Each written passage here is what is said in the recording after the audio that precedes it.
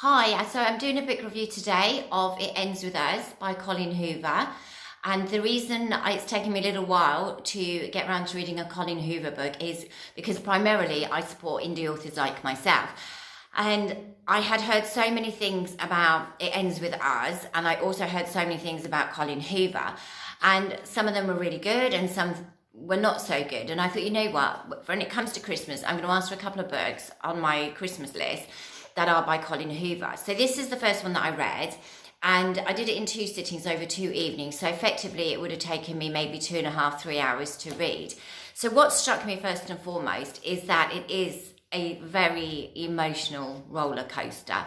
It's exceptionally well written, and the words and the description and the characters just absolutely grip your heart.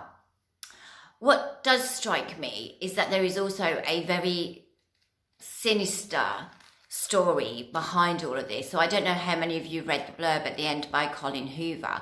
So this story actually touches highly on abuse against women in relationships.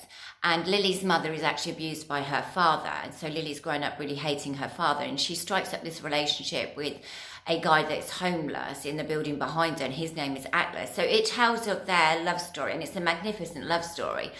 But I can't tell you any more what happens in the middle of the book and what happens to their love story because I don't want to have any spoilers in this reel. So Colleen Hoover's mother was abused, and she left Colleen's father when Colleen was a very young girl, and Colleen spoke to her mother to ask if she could have the permission to write this book. So it does touch very much on physical abusive violence against women, and you know this can happen to anybody. And what I find really striking about this book is that once you know that Colleen has written about something that is very close to her heart and has actually happened in her life in one aspect or another, it makes this story even more poignant. And it really was a roller coaster of a book.